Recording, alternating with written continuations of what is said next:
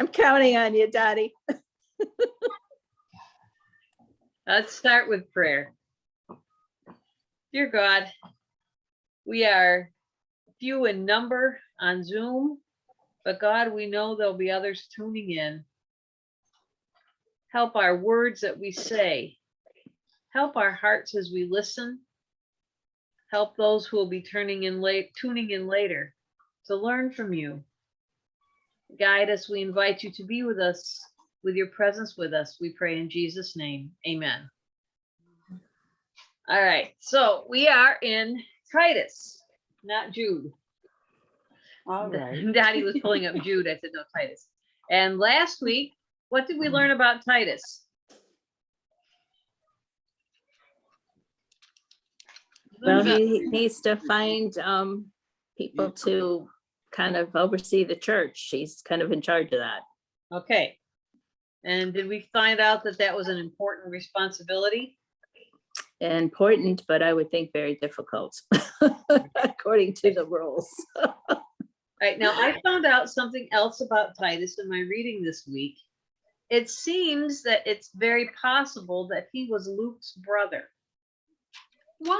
Oh, Interesting. And he is never mentioned in Acts. I mean, Luke was a Greek. Titus was a Greek. And they say he was never mentioned in Acts because maybe as when Luke was writing it, it said that Titus was included in that. So it's possible that Titus was traveling with Paul. And just an interesting thing. I had never heard that. And we did have one place that Titus was entrusted with something really important. He brought the letter. He was the one who was charged with carrying the letter to the Corinthians. The letter that is the most harsh that Paul writes about how bad they're acting and how they got to get straightened up. And Titus was the one entrusted to bring that letter. So you must assume that he had wisdom enough to deal with this letter that Paul had written to them. So Titus was not known for being a particularly good speaker, but it looks like he had a lot of wisdom, a lot of insight, and is entrusted with a lot of important things. So we are in chapter 2, and our first couple verses are going to be directed to Dan. So if Dan, you would like to read the first 2 verses for us. I don't know. I'm going to read them myself before I read them out loud. No, anyway. You must teach what is in accord with sound doctrine. Teach the older men to be temperate, worthy of respect, self-controlled, and sound in faith, in love, and in endurance. Is that because he just had a birthday? The old men. Wow. Old men. So there's going to be several. So this chapter, Titus is going to address all the different groups that are in the church. So the first one is the old men, or mine says the senior men. They must have been a wild bunch of men. They must have been out partying all the time or something. Self-control. Well, self-control. That is going to come up a lot in this chapter about being the self-control. And they are going to be charged a whole lot more than the young men are, because you're supposed to become a little more mature as you get old and have more wisdom. And it said one thing, though, that this particular commentary says is about the healthy and Christian faith and love with fortitude. And it says, be healthy in love. It may well be that the greatest danger of age is that it should drift into censorshipness and fault finding rather than being loving. I mean, I think about the older people who I have known who are so critical of the way young people dress, or so critical of new things. instead of saying, okay, this is a new way. You remember what your grandparents said about mini skirts? Because that's not for the senior men. That was one of them. I can remember some pretty sharp comments about mini skirts. My father to my daughter. Yeah. Yeah. What did your father say to your daughter? You're going to work in that? Yeah. I said, well, I'm in a restaurant. So I thought I had short. Sure. And I saw some of the homecoming dresses that some people wore just this past fall. And I'm thinking, I'm sure mine weren't that short. And I'm sure they weren't, but I don't think anybody else's, they were super like, I was, yeah. So I guess I'm turning into one of the old. Mhm. Yeah, but that concept of, we've always, that thing that churches are always criticized for is we've always done it this way. Mhm. Yep. And, people trying to break into a church and they can't do anything right because the old guard in the church says, well, this is the way we do it here. And how difficult. So Paul is charging Titus to make sure that we think of love as the number one, not having to conform to who we are, but being loving above all. All right, so there's the older men. Ooh, I get the next one, don't I? The Or do older I? woman. Well, you're definitely older than I am. So go for it. And Nancy. 3 to 5. okay, teach the older women to be reverent in the way they live, not to be slanderous or addicted to too much wine, but to teach what is good. Then they can train the younger women to love their husbands and children. So be self-controlled and pure, to be busy at home, to be kind and to be subject to their husbands, so that no one will malign the word of God. What's that? And to be subject to their husbands. Hmm. is that how it works in your family? No That- wonder that- why some people question Paul. Well, this is interesting because, of course, in my family, yeah, I'm subject to David all the time. Right, David? Anything? Okay. Now this was an interesting commentary on this. This is an old book that I'm reading. Let's see what year is it copyrighted. It's a very good commentary. Dottie keeps moving our computer. Okay, this is copyrighted. 1975. Not quite. First edition was 1956. So it's kind of old. And they were asked. It said a friend of his on furlough in England asked, "What is it that you want most in India?" This was a person who had been a missionary to India, and he said, "Grandmothers." Hmm. You want most? That they wanted most in India. What was it that you want most? Is grandmothers. Can you think why that would be? Was their life expectancy short?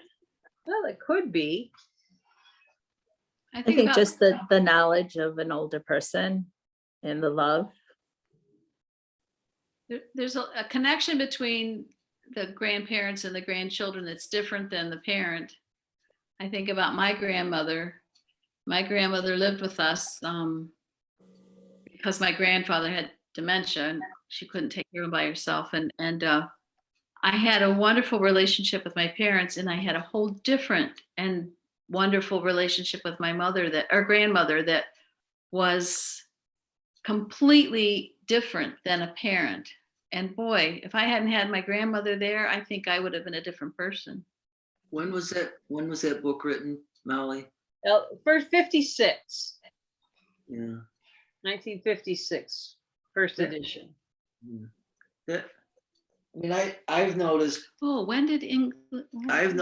when we were in India, I noticed when we were in China. I noticed I was in the service in Japan for a year and a half, and it's around 1970s.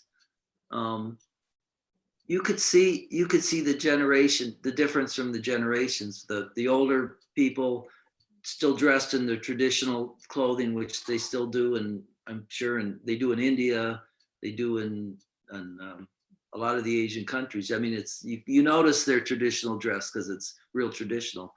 And then the young people, it's the whole thing with the mini skirts and blue jeans, and so I think that there was the notice of the differences in the generations and what was happening, and that's probably why the concern was the grandmothers would still be showing the traditional things of their society, and maybe people didn't always like the changes that were coming.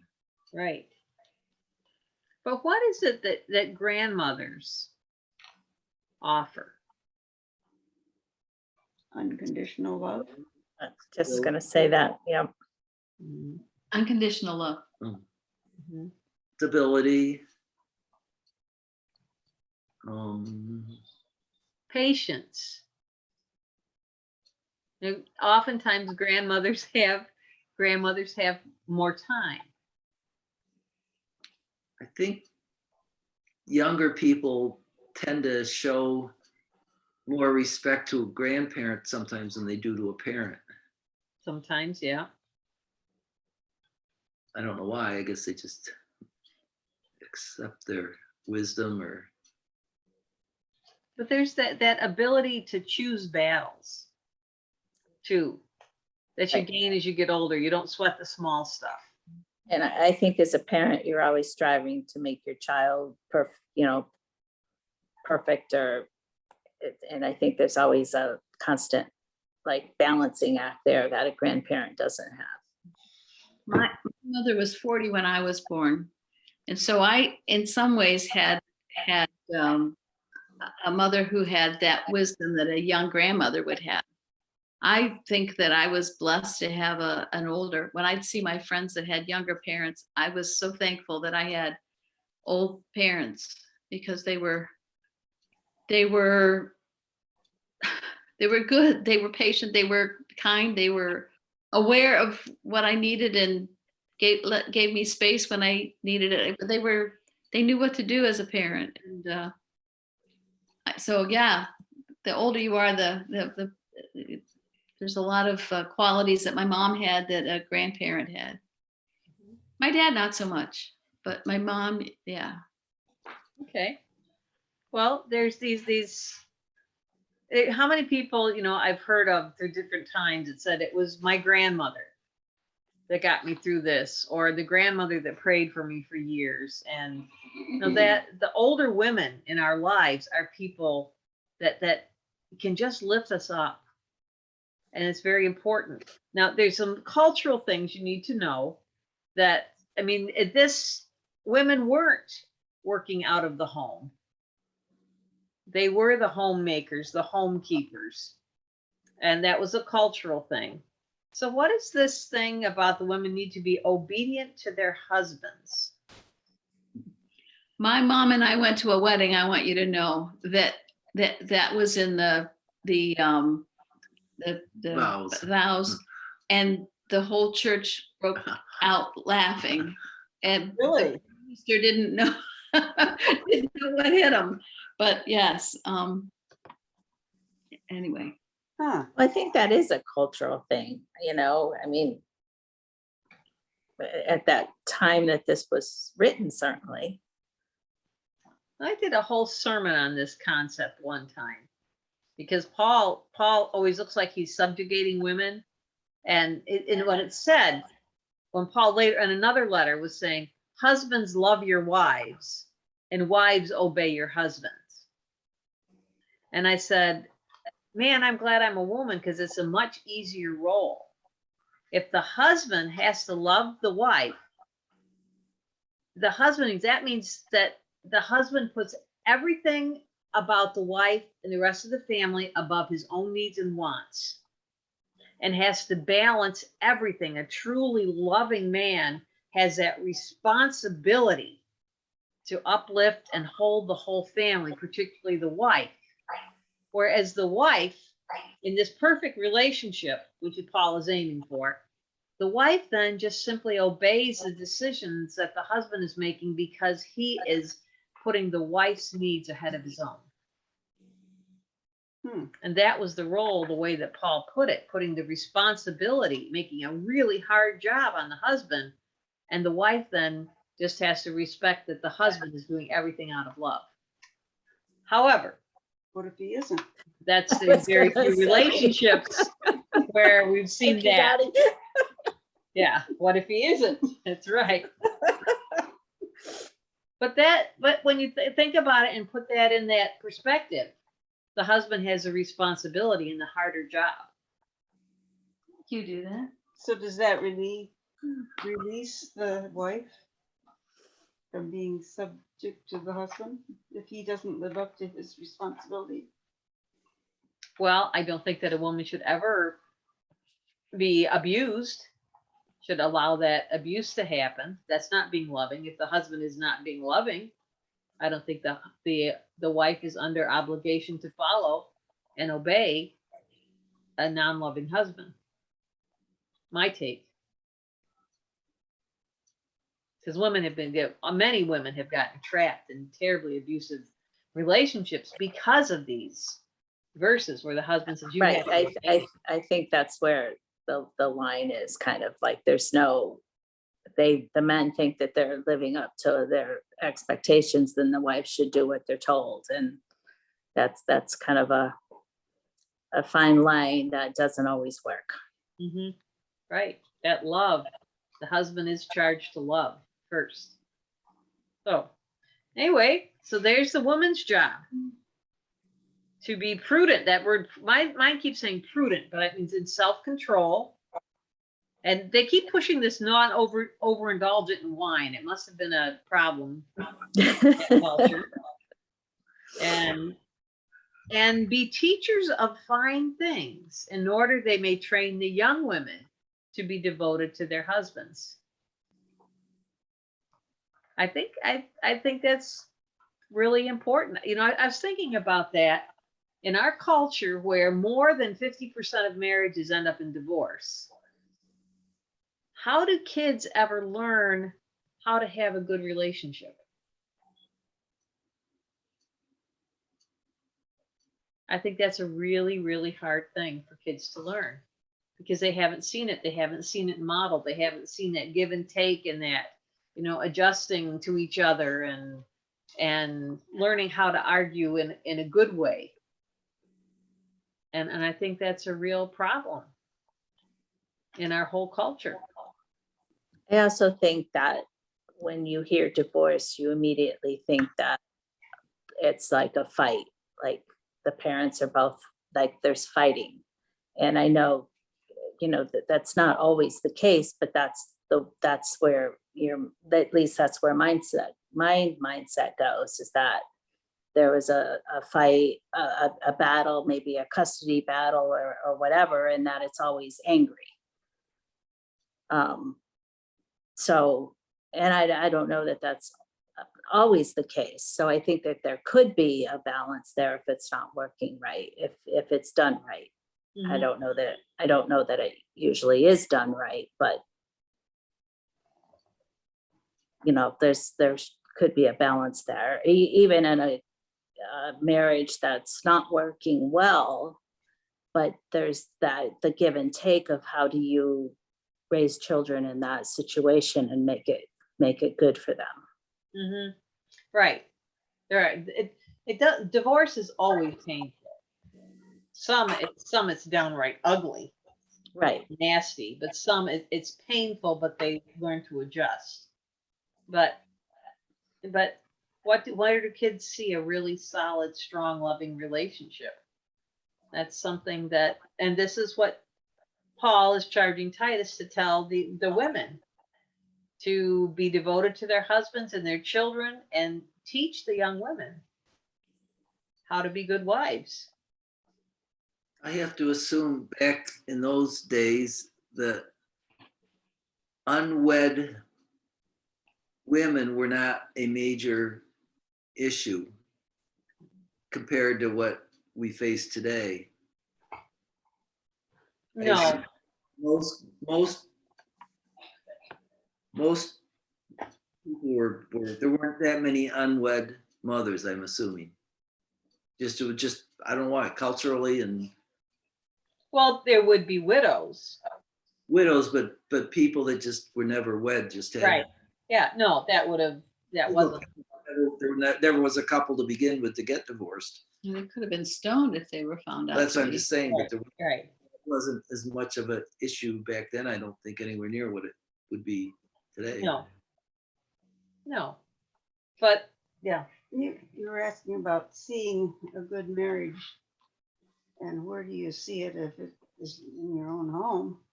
I had a good friend in 8th grade through high school that spent time with our family, and my parents were, I think they were model parents. They just did everything right, and she enjoyed spending time at our home because she liked that atmosphere, because at her home that wasn't the same atmosphere. So there's a chance that they can observe a good marriage in a friend's home.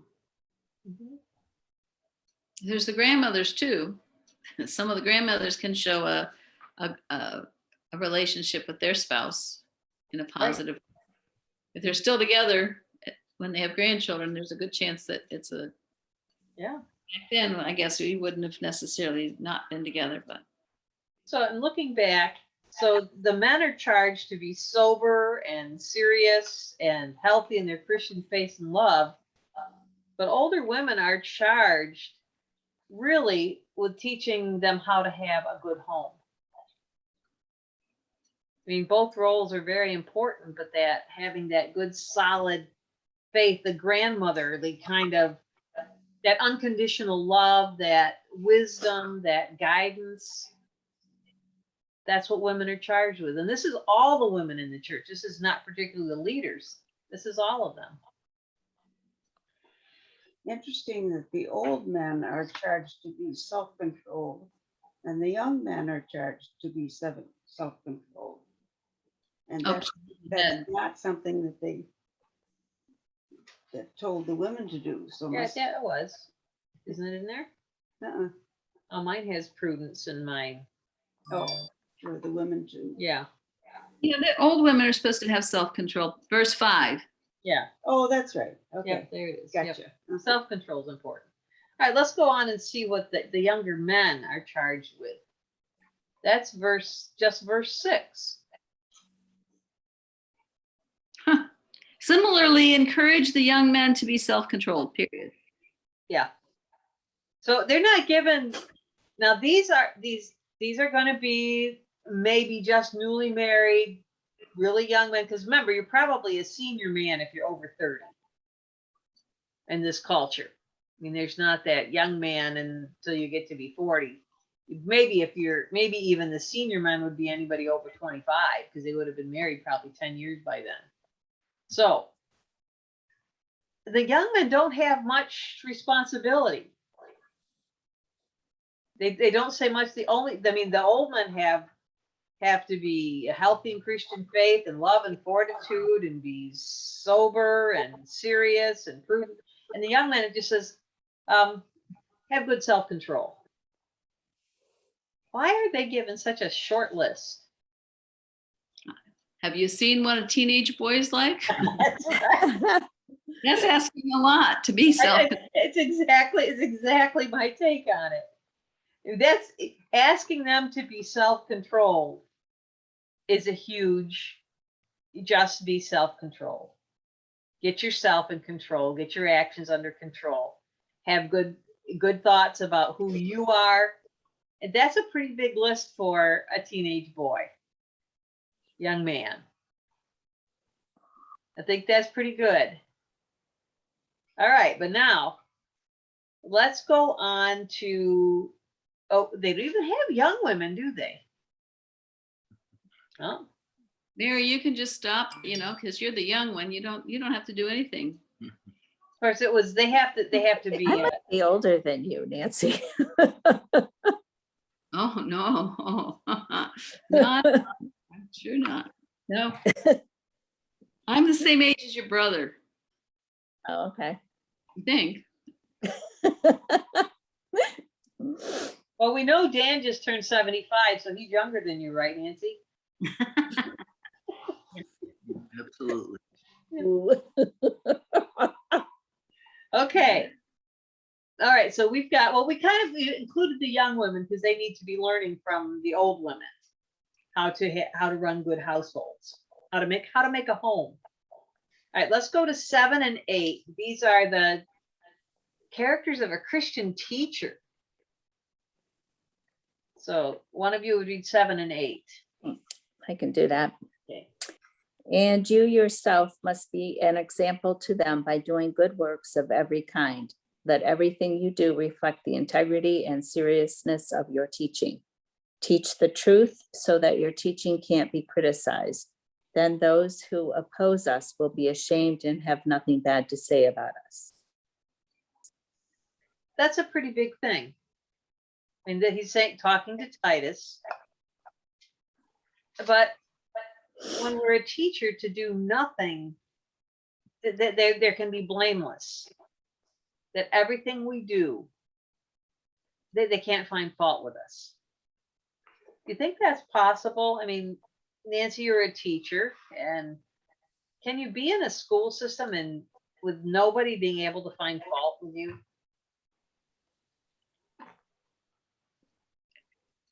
No, but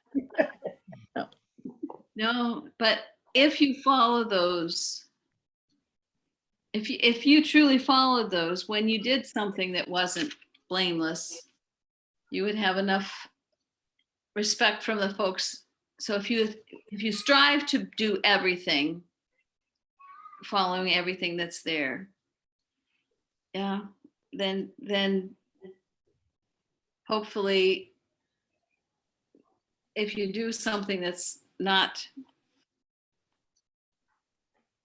up to standard, you'll be forgiven because you're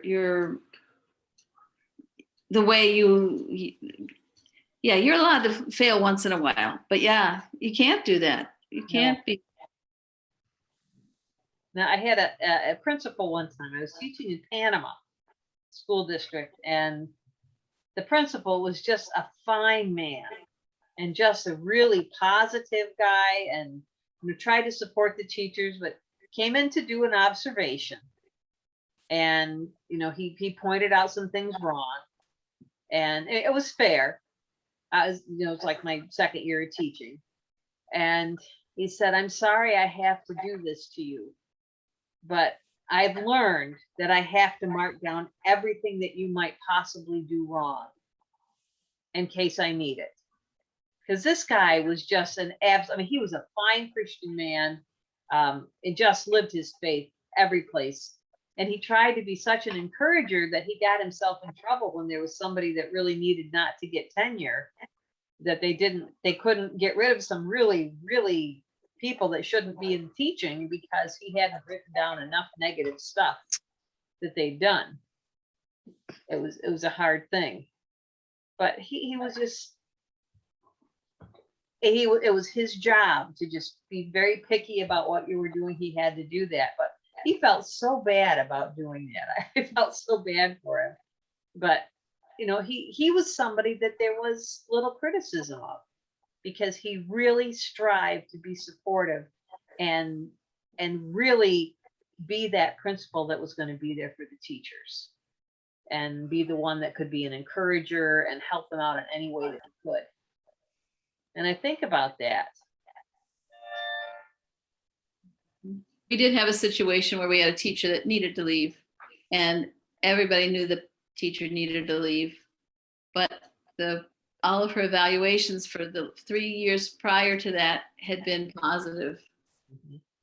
And yeah, encouraging sometimes has to be encouraging by saying you can do better, as opposed to everything's fine. Yeah. Yeah. but to try to live, to do everything. And let's see, so where was I reading in this? I was reading something that I wanted to, that this one, it says, this is about teachers, that their motives must be absolutely pure, and they can't do any self-display. And dignity is not aloofness. And then it said he must have a sound message. And the problem, the worry that Paul had, according to this commentary, is that a teacher could become too full of themselves and try to do things for their own good, and trying to get some praise for themselves rather than what is teaching what is true, and have the good dignity and the motive to do everything Christ-like. So within the teaching, this would be like teaching the scriptures. This would be teaching the Torah. This is just people teaching the young people how to live. What is the definition of teacher here? No, about the elders, aren't they? The ones that are going to be the elders. Well, this is just at it's to Titus, but I think it would be anything you're teaching. I mean, you're teaching the scriptures, you're teaching about Christ, but you're also teaching about life, and whatever you're teaching. Because this is, so he's just saying in Titus, Titus' teaching show. Mm-hmm. But it also goes on to anybody else who's teaching. Which could be the elders and Mm-hmm. Right. I like this. The beginning, it says, you must offer yourself as a pattern of fine conduct. So there was a story in this commentary about St. Francis, who was traveling someplace with some young preachers.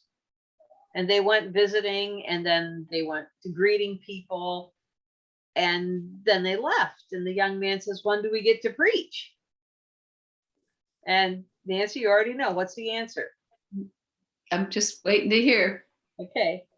It's St. Francis said, everything we did, every conversation we had, we were preaching by the way we were by the way we were talking to people, everything.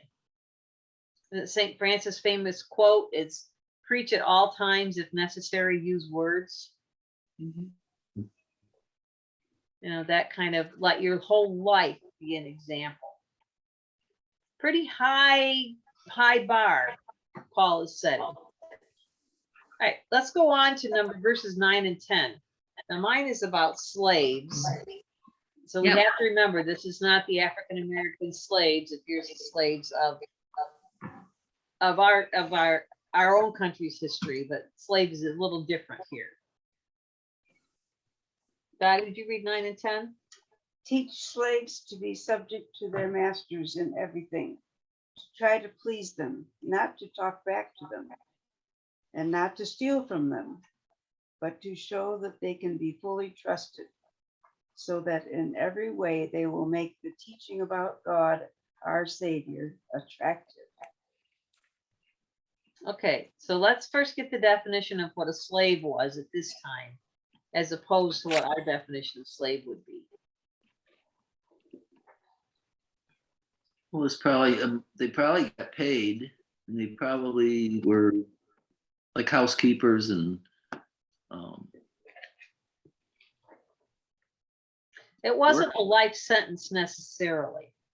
It wasn't like the Africans in the United States history, but they were workmen, they were servants.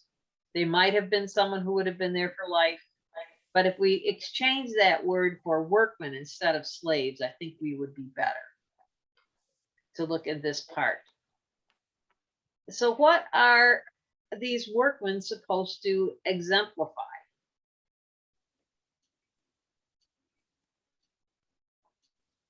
it'd be honest, Trustworthy. Mm-hmm. Yeah, same thing.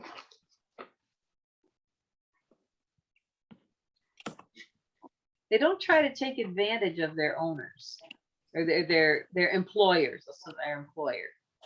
They try to do the very best job that they can, be respectful of the owner, And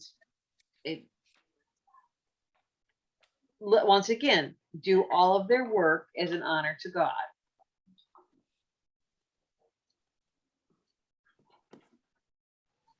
There's another story that I found that I thought was good. There's said about a servant who was entrusted with a message that wasn't true that he was supposed to carry to someone. And he refused to carry that message that wasn't true. Now, do you think that made his employer or owner happy? But then what would that owner then have entrusted that workman with something more important, knowing his integrity?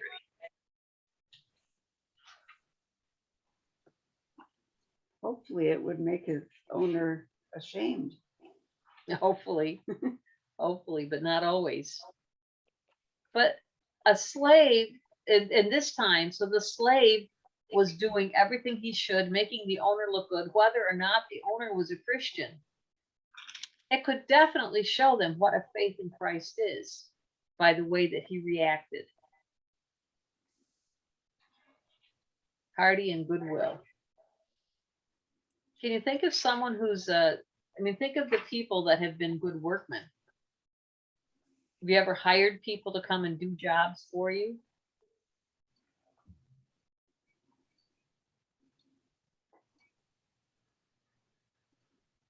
And what do you find that's really important when you hire someone to do a job?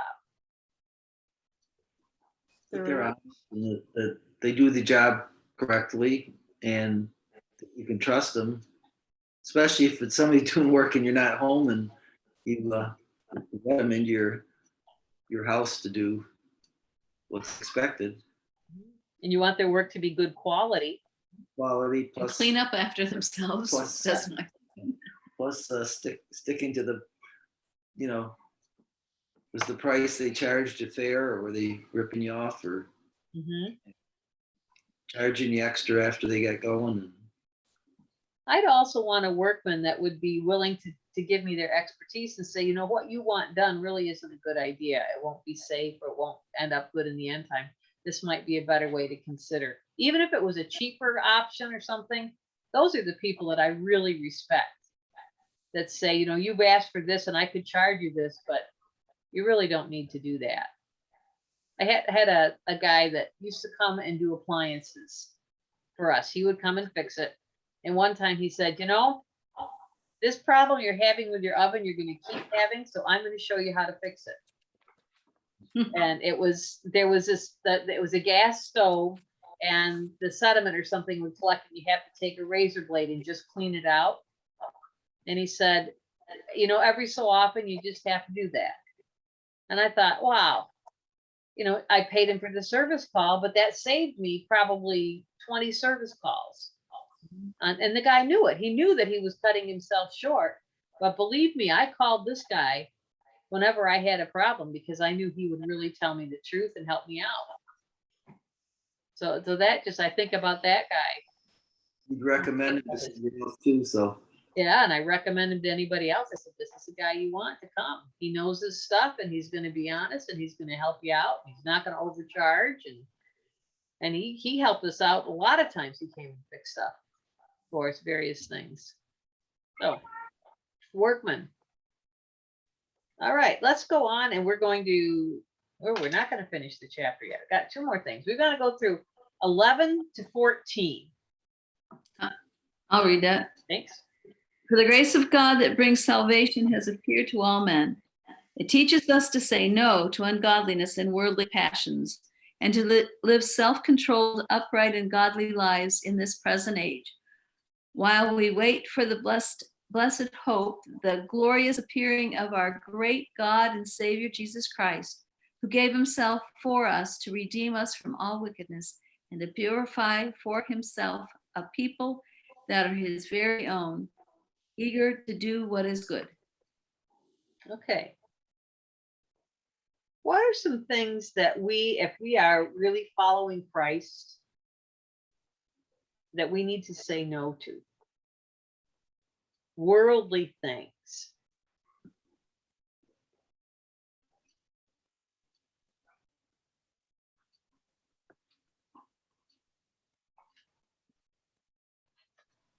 Adultery.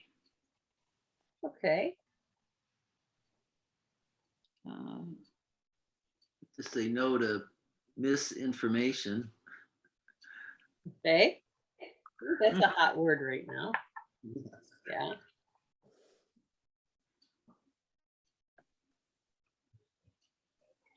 What about something like gluttony?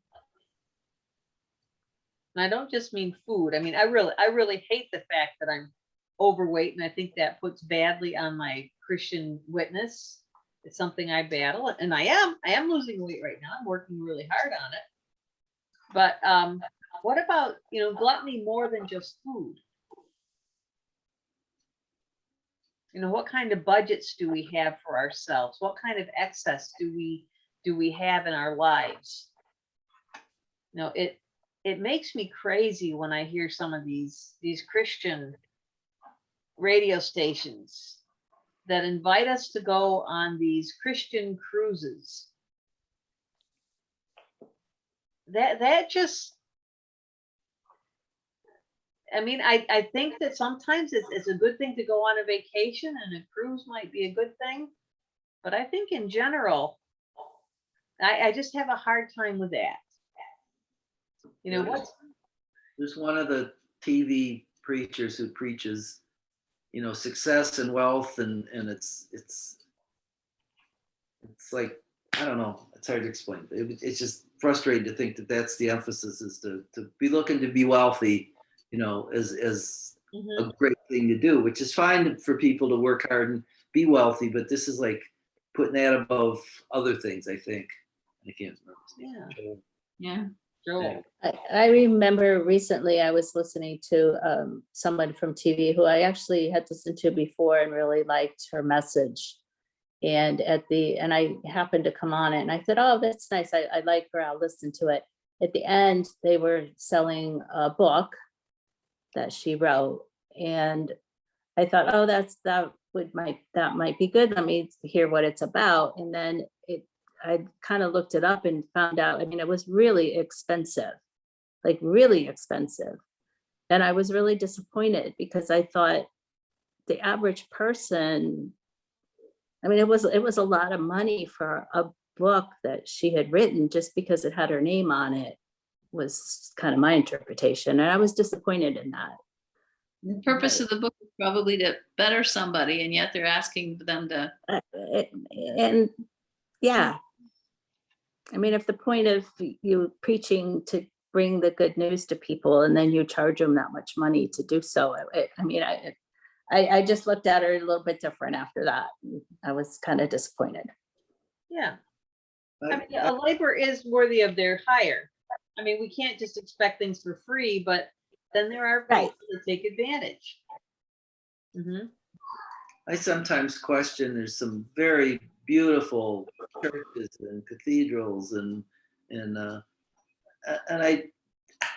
it's nice to have a beautiful church and stuff, but at some point I said, where's the line? Where is that where all the money should, or a lot of the money should be going, or should it be going, down the road where there's a need?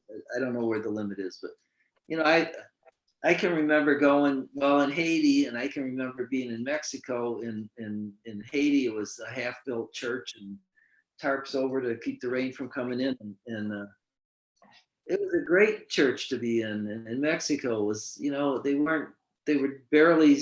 churches were barely standing, and the people just, they were showing their love to God, and they were having, services, and it was wonderful. They didn't have the glass cathedrals and the,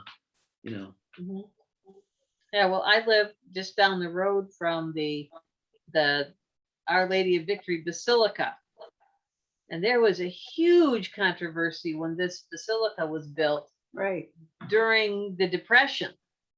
And marble was brought from Europe. From Italian marble. And all these people are on the verge of starving without jobs, and yet they're building this huge cathedral, a basilica. So, I mean, there's always a balance. There's a beauty for God, because some of these old cathedrals are amazing. And that balance of our own lives. I mean, what do we have that's beautiful that we should buy, and how should we use our finances? And just our whole lives need to be a reflection of God's goodness in every way. And let's see, I mean, the glorious appearing of our great, because we expectantly wait the realization of our blessed hope. So we can't afford to go other places and say, well, I don't have to live my Christian life here because there's nobody that knows me here. I just want to live my Christian life wherever I go, so that people just know something different about you. Because your whole life, you just don't need the worldly things. And it doesn't mean that you have to look down and judge people who don't.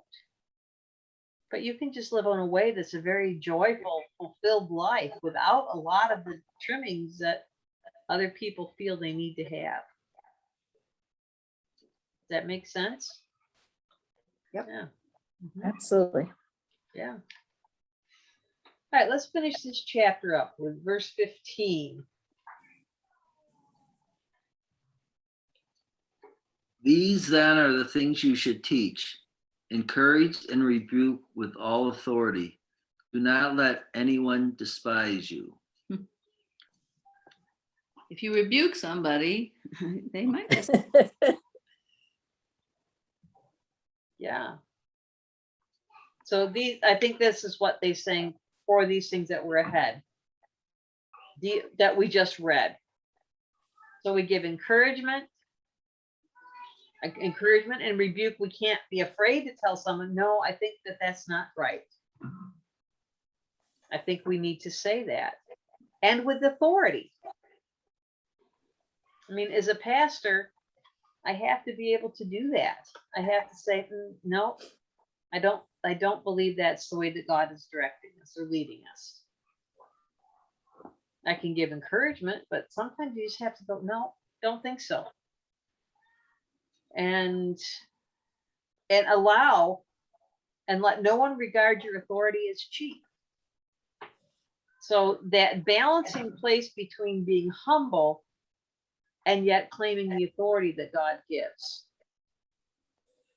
And I think the key word that is in between humility and authority is that word love.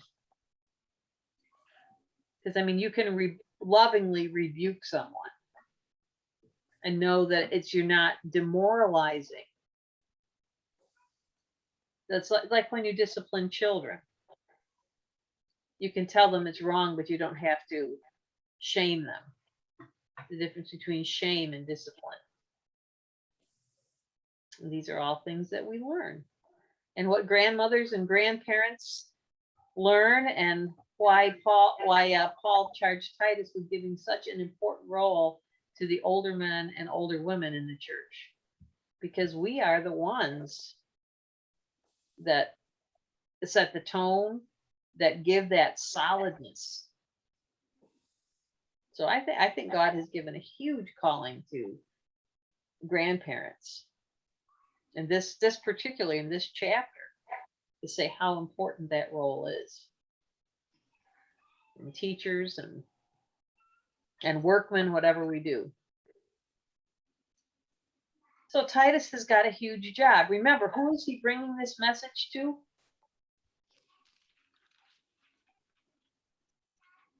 Cretans. The Cretans. And what are the Cretans known for? Lying. Yeah. We've got the whole thing: lying, cheating, dishonest. None of them are any good. They Lazy, Apparently none of them are. can't do anything good. And yet Titus has this huge job of bringing all of this stuff to these Cretans. I can't remember from last week. This island, how many people are already following Jesus before, we don't know that. Okay, that wasn't, we don't know the percentage of people that he's gonna have already. We know that the church has been established. That, so however that is, and it's to a point where they need elders to be in charge. So it's got to be a sizable group. But Of people compared to the coming. size of the people on the island, we don't know. Okay. No idea. Don't remember anything. Would have there been very many Jews on the island, or were they either not, if there were Christians to some degree, but the other ones were worshiping other things? It doesn't say much. Well, there was no, in the first chapter, there was the Jews that were there that were saying that Christ's sacrifice isn't good enough. You'd have to follow all the Old Testament laws too. We had those Jews that were there. So there's definitely a Jewish contingency on this island. We don't know how many of the followers were the Jews that converted to Christianity and how many were, but I thought maybe I just forgotten. So. Nope, I don't think we said anything about it. We just know Titus has a big job, and now his job is made even bigger because he's got to tell all of these Cretans, this is how you're supposed to act. You got to be sober and self-controlled. Every one of you, no matter your age, has got to be self-controlled. That would be a good thing. Okay, well, next week we're going to finish up Titus. And do you have any other comments on Titus 1 and 2? Luke's brother, possibly Luke's brother. I think that's interesting. Yeah, I do too. I said, how did I skip over that last week? I thought that was pretty good. Okay, well, we will continue next week, and then we'll take a break off for Thanksgiving. And then we'll be in Advent. All right, I'm going to turn off the recording now.